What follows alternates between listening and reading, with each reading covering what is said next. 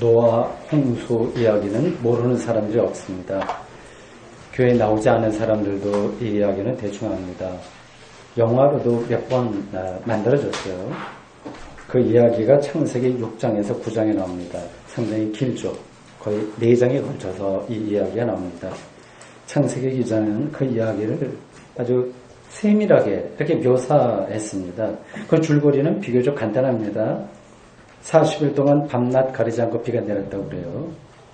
우리가 어렸을 때 장마철 보면 좀 하늘이 구멍이 난 것처럼 그런 느낌이 들 정도로 비가 내리죠. 온 세상이 물로 가득했습니다. 그러니까 모든 생명체가 죽었다고 그럽니다.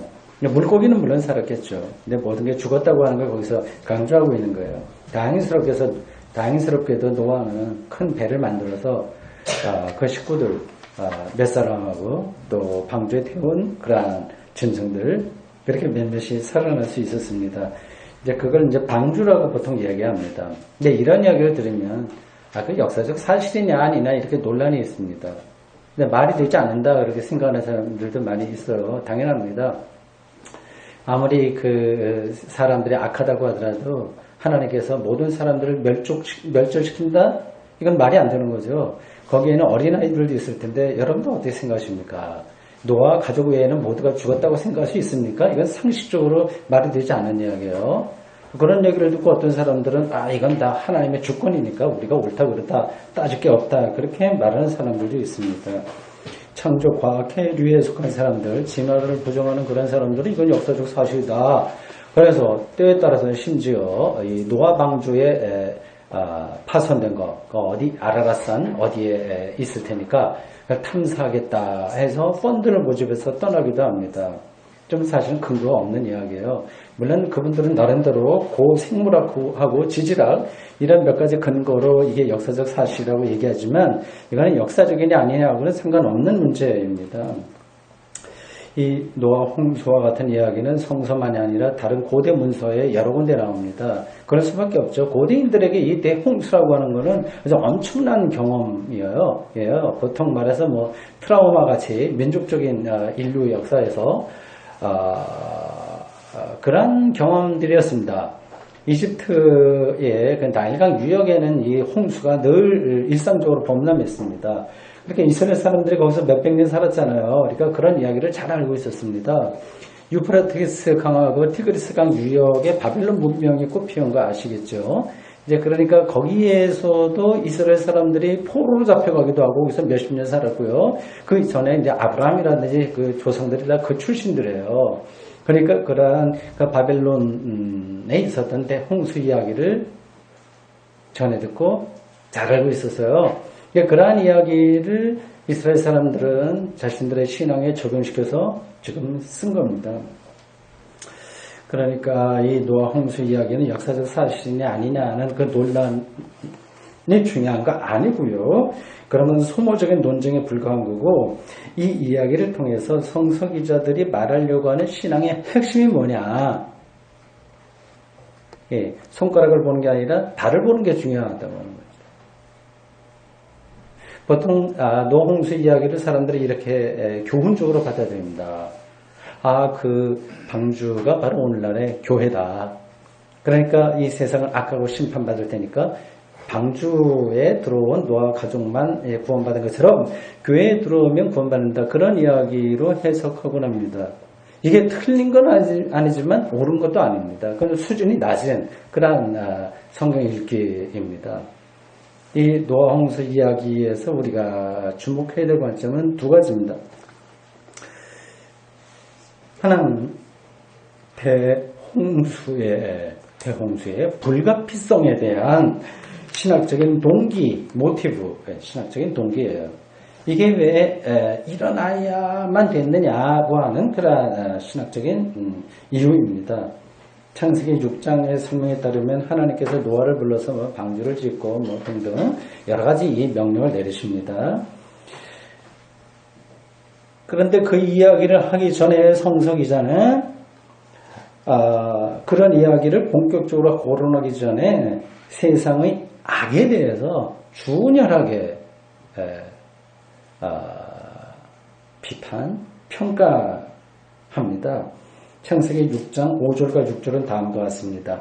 이 이야기는 노홍수 사건이 일어나기 전에 나온 성수기자의 설명이에요. 그러니까 이 설명에 의해서 노홍수의 불가피성이 설명이 되는 겁니다. 여호와께서 사람의 죄악이 세상에 가득함과 그의 마음으로 생각하는 모든 계획이 항상 악할 뿐임을 보시고 땅 위에 사람 지으셨음을 한탄하사 마음에 근심하시고 이렇게 되어 있습니다. 그러니까 창세기 기자는 멸절당하는 것밖에는 다른 길이 없을 정도로 사람의 악이 극에 달았다고 본 거예요. 그래서 심지어는 하나님이 사람 지은 것을 후인했다고 말할 정도입니다. 그러니까 이거는 하나님의 창조 행위에 대한 부정처럼 들려요. 그러니까 하나님이 뭐 이렇게 사람이 이렇게 악할 줄 모르고 이렇게 줬다가 악하니까 뭐 죽이고 좀 웃기는 이야기 아니겠어요? 그러니까 하나님의 창조의 선함이 부정당할 정도의 위험성을 감수하면서까지 이 창세기 기자는 어떤 걸 이야기하려고 한 겁니다. 인간의 악에 대한 직면, 악의 극한적인 상황을 지금 보고 있습니다. 오늘 우리도 사실은 사람이 어떻게 저렇게 악할 수 있을지 그리고 저렇게 몰염치 할 수 있을지 이해하기 어려울 때가 많습니다. 인류를 파멸시킬 만한 큰 악으로부터 시작해서 일상에서 벌어지는 악행까지 사실 일일이 거론하기도 힘들 정도입니다. 악의 문제예요. 현대신학은 2차 세계대전 이후에 다음과 같은 질문을 던졌습니다. 일종의 신학적인 화두예요. 아우슈비츠 이후에도 신학이 가능한가? 전쟁의 현장에서 벌어지는 일도 끔찍하지만 수백만 명의 유대인들의 가스실에서 살해당한 일은 그 어떤 것으로도 해명이 어려워서 신학은 더 이상 말할 게 없다. 그러나 자조는 아니고 어떤 절박한 상황에 대한 고백이었습니다. 이런 일을 겪으면 모든 인간종이 지구에서 멸종당하는 것이 낫다는 생각을 지울 수 없습니다. 박경리 선생이 토지에서 여러 가지 토속 언어와 경구들을 많이 써요. 제가 어저께까지 20권에 해당하는 그 토지를 다 읽었습니다.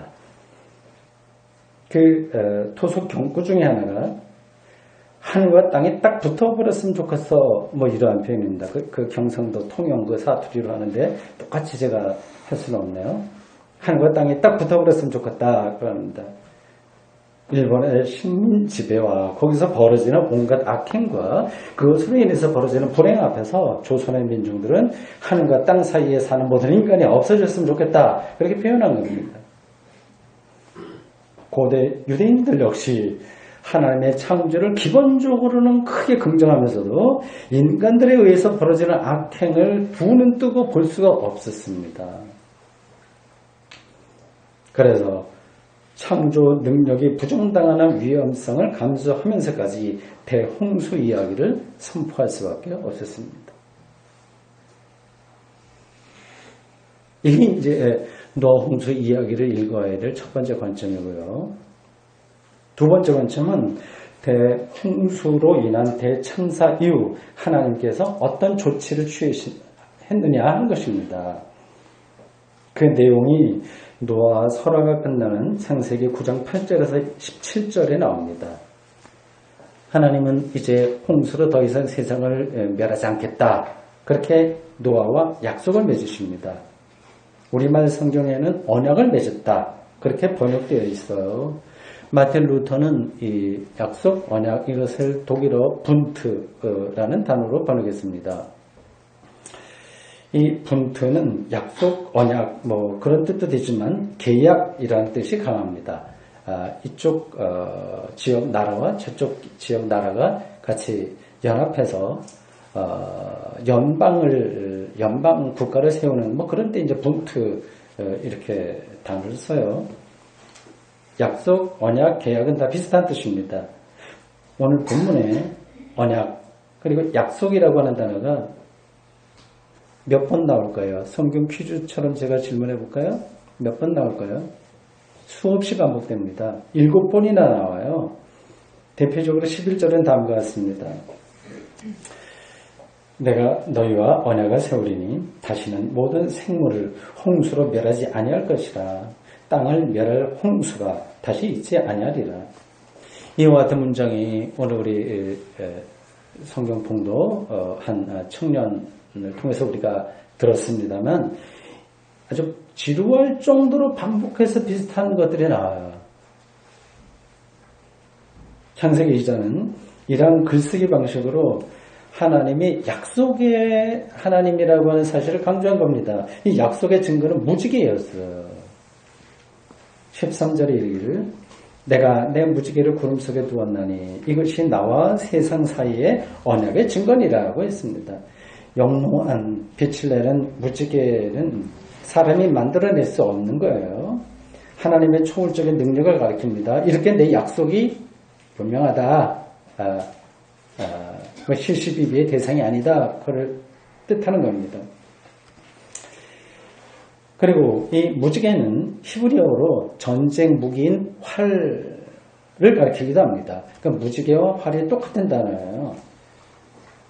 하나의 권위를 가리키죠. 하나님의 약속이 사람의 손을 초월해 있는 무지개처럼 또한 권위를 상징하는 활처럼 확실하다고 하는 이야기입니다. 하나님이 노아와 맺은 이 약속에는 두 가지 특징이 있습니다. 하나는 약속 또는 계약에 조건이 나오지 않아요. 보통 계약하면 조건이 있잖아요. 뭐 부동산 계약할 때도 조건 다 따라오지 않습니까? 뭐 세례 받을 때도 세례 문답도 다 조건이 있는 거예요. 이걸 믿냐, 뭐 아니면 어떠냐, 앞으로 뭐 헌금 어떻게 하겠냐, 뭐 그런 것들도 사실은 다 조건들이에요. 근데 이 노아와의 이 약속 언약에는 조건이 없습니다. 이게 아브라함과의 약속, 모세와의 약속과 비교할 때 이 노아의 약속에 나타나는 그런 특징입니다. 다른 약속들, 아브라함과 모세의 약속이 아주 구약에는 굉장히 중요하지 않습니까? 근데 여기에는 조건이 있는 거예요. 하나님의 말씀에 일단 순종해라. 계명에 충실해야 된다고 하는 겁니다. 너희들이 내 말대로 들으면 내가 복 주겠다. 그런 것들이 반복돼요. 율법적인 성격이 강합니다. 인간 세상의 원리도 이런 조건에 기초합니다. 법을 어기면 벌을 받아야 되고요. 이게 다 조건이에요. 시험에서 높은 점수를 받으면, 수능에서 높은 점수를 받으면 좋은 대학에 들어간다. 이런 것도 다 조건들입니다. 그런데 노아와의 약속에서 하나님은 어떤 조건도 요구하지 않습니다. 이제 더 이상 대홍수로 인한 멸망은 없다고 일방적으로 선포하신 거예요. 이런 말이 이상하게 들릴 겁니다. 노아 홍수는 인간이 악하기 때문에 일어난 것이에요.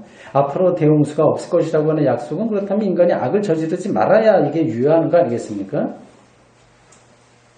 근데 그게 아니라면 이미 벌어진 노아 홍수는 하나님의 실수라고 말할 수도 있어요. 따지기 좋아하면 우리가 그렇게 말할 수 있습니다. 왜 바로 앞에서는 대홍수로 멸망을 시키더니 앞으로 무조건 아무 조건도 없이 이런 일이 일어나지 않겠다고 하냐. 그러니까 하나님이 인간의 마음에 변덕을 부리는 것처럼 그렇게 하신 거 아니냐. 그렇게 오해할 수 있습니다. 오늘 본문 바로 앞에 나오는 창세기 8장 20절에서 22절 사이에는 홍수가 끝난 다음에 노아가 하나님께 바친 제사, 번제가 나옵니다. 근데 21절에서 하나님께서는 당신 스스로에게 이렇게 말씀하셨어요. 내가 다시는 사람으로 말미암아 땅을 저주하지 아니하리니 이는 사람의 마음이 계획하는 바가 어려서부터 악함이라. 착해서가 아니라 거의 포기한 거죠. 어떻게 보면 어려서부터 악하니까 이거 악하지 마라 말해봐야 소용이 없는 거예요. 그러니까 너희들이 착하면 내가 복을 주겠다. 이건 말이 되지 않은 겁니다. 악하니까 다시 벌하겠다, 심판하겠다. 이게 도대체가 이제 사람에게는 적용이 안 되는 겁니다. 대홍수를 일으키지 않겠다고 하는 9장의 약속은 바로 그런 8장의 약속과 연장선 속에 있습니다. 이런 뜻입니다. 일방적으로 하나님께서 대홍수로 멸망시키지 않겠다고 하는 그 방법 외에는 인간에겐 구원의 길이 없습니다.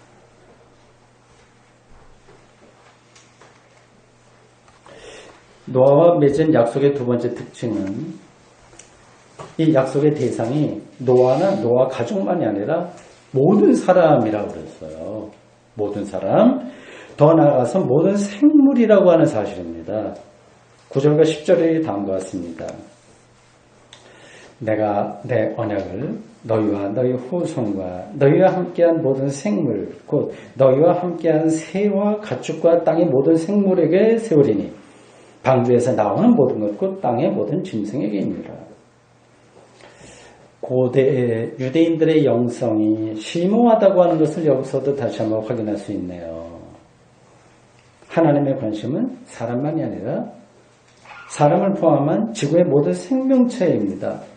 부엉이, 까치, 여우, 고라니, 개미, 벌, 거미 등 살아있는 모든 것들이 하나님이 세우시는 약속의 대상이에요. 지구는 사람만을 위해서 존재하는 게 아닙니다. 사람이 지구를 독점할 수 없어요. 지금 사람이 너무 많아요. 어떻게 보면 그렇습니다.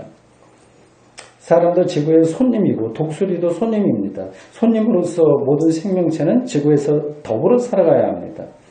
지구라고 하는 이 생태계를 건강하게 유지하는 것은 하나님의 약속을 알고 믿는 사람들에게 주어진 책무입니다. 노아의 약속이 노아만 아니라 모든 생명체에 있다고 하는 모든 생명체에 있다는 그 사실이 그걸 가르칩니다. 지금까지 설명한 이러한 노아의 약속, 노아를 향한 하나님의 약속, 이것은 기본적으로 생존의 확실성에 대한 겁니다. 생존. 창세기 8장 22절이 가리키고 있는 대로 땅이 있을 동안에는 심고 거두는 일, 추위와 더위, 여름과 겨울, 낮과 밤이 쉬지 않고요.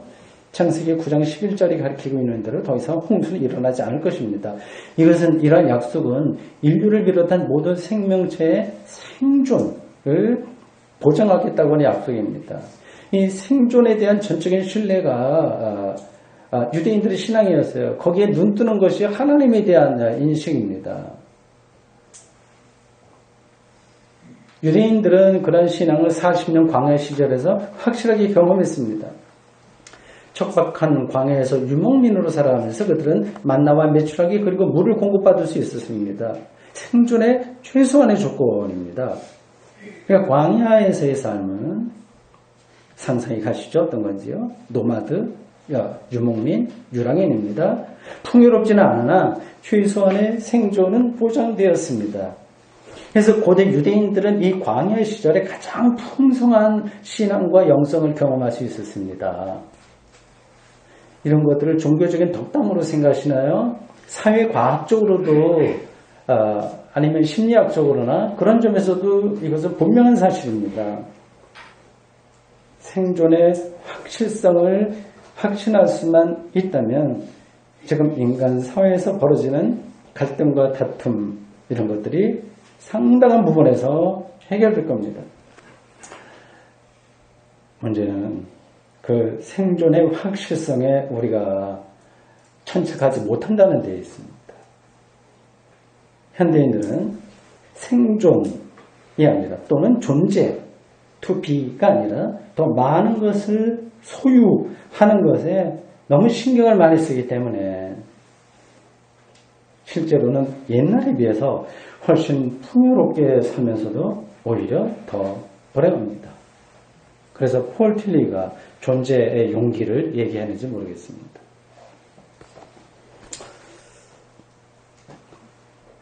이런 정도 설명했으면 설교가 대충 끝났다고 생각하시겠죠. 네, 그렇습니다. 여기서 끝내도 됩니다. 그러나 우리는 여기서 또 질문을 해야 됩니다. 인간의 생존만이 아니라 모든 생명체의 생태적 생존 조건이 보장되면 우리가 정말 원하는 것인데 구원이 완성될까요? 여러분들이 상상할 수 있는 최고로 멋진 세상이 그대로 이루어졌다고 가정해 보십시오. 동양에서는 요순시대를 그러한 세상이라고 생각했습니다. 그러니까 백성들이 자기네 임금이 누군지도 몰라요. 요임금과 순임금이 누군지도 몰라요. 그러면서도 태평성세로 풍요롭고 여러 가지 면에서 살았다고 합니다. 지금 우리는 정치에 너무 우리의 마음에 쏠려 있어서 사실은 근본을 다 놓치고 오히려 더 불행하다 생각할 수 있어요. 칼 마르크스는 프롤레타리아의 독재가 성취된 때를 그러한 세상이라고 보았습니다.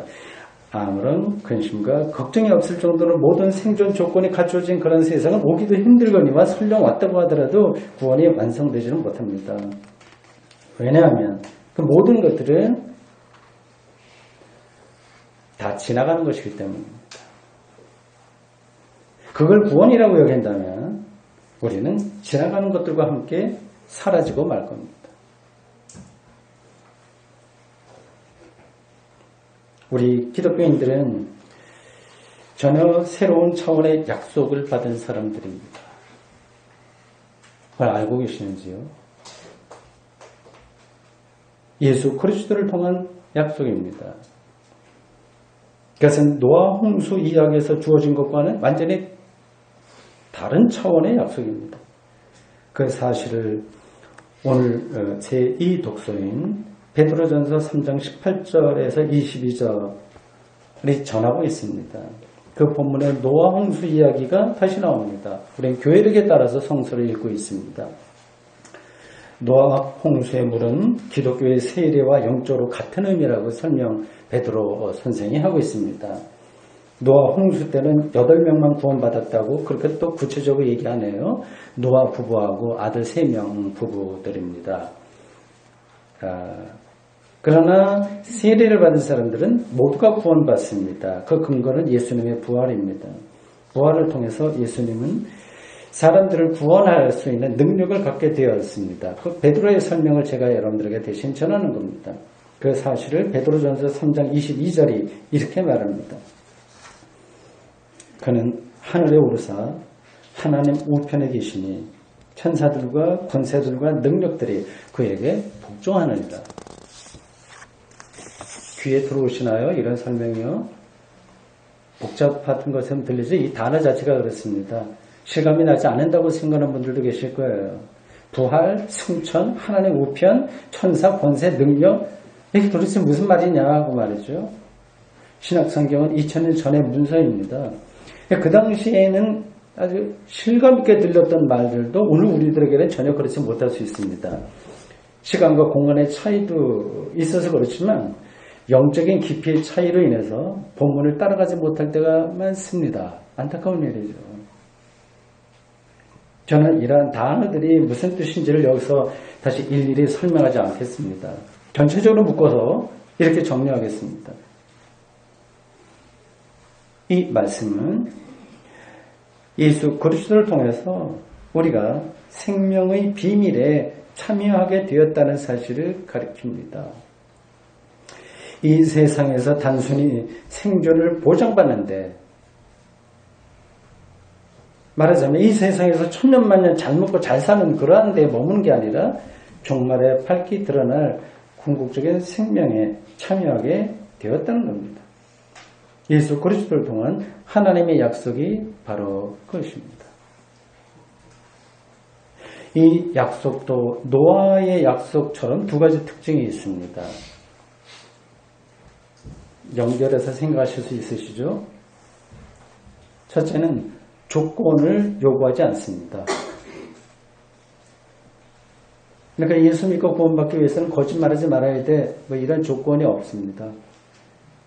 1000번제를 드려야 된다. 이거 요구하지 않습니다. 토라를 지키고 할례를 받아야 된다고 말하지 않습니다. 단 한 가지만 요구합니다. 믿음입니다. 믿음은 어떤 조건은 아닌 거예요. 히브리서 11장 1절이 말하듯이 믿음은 바라는 것들의 실상이요 보이지 않는 것들의 증거입니다. 무슨 뜻인가요? 믿음은 하나님의 약속을 리얼리티로 받아들이는 겁니다. 현실성으로 받아들이는 겁니다. 마치 결혼을 약속한 사람이 아직 결혼 날짜가 오지 않았지만 그 결혼을 리얼리티로 받아들이는 것과 같습니다. 그것이 믿음입니다. 그런 믿음으로 우리는 예수님의 부활에 참여하게 됩니다. 둘째, 노아와의 약속에서 인간만이 아니라 모든 짐승까지 포함된 것처럼 예수 그리스도를 통한 구원의 약속도 역시 일부의 사람만이 아니라 전체 인류를 향한 것입니다. 예수 그리스도 사건은 교회 다니는 사람들만이 아니라 교회 밖의 사람들까지를 포함합니다. 예수 믿는다고 해서 우리만 구원받는다고 하는 종교적 이기심에 떨어지면 예수 그리스도의 구원 능력을 잘 모르는 사람일 겁니다. 베드로전서 3장 19절에 따르면 예수 그리스도는 영으로 옥에 있는 영들에게 구원을 선포하셨다고 했습니다. 굉장히 깊은 의미가 있는 표현이에요. 예수님이 지옥에까지 내려가서 구원을 선포하셨다고 하는 말이잖아요. 구원에서 떨어졌다고 생각하는 사람들마저도 예수 그리스도의 구원의 능력에 비친다는 뜻입니다.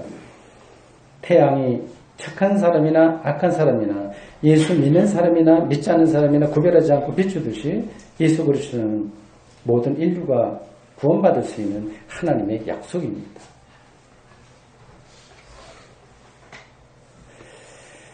사랑하는 성도 여러분, 우리의 하나님은 종교적 명상의 대상이거나 철학적 인식의 대상이 아니라 구체적으로 우리의 삶과 운명에 개입해서 약속하시는 분이십니다. 자기가 존경하는 사람과의 약속만으로도 행복하게 지낼 수 있는데 우리는 세상을 창조하고 완성할 하나님과의 약속을 받은 사람들입니다. 얼마나 놀라운 일입니까? 얼마나 기쁜 일입니까? 그래서 그것을 복음이라고 이야기합니다. 잊지 마십시오. 우리의 하나님은 우리의 생존을 보장할 뿐만 아니라 예수 그리스도를 믿음으로써 하나님의 영원한 생명에 참여할 것이라고 약속하셨습니다. 아멘. 주님, 오늘 저희들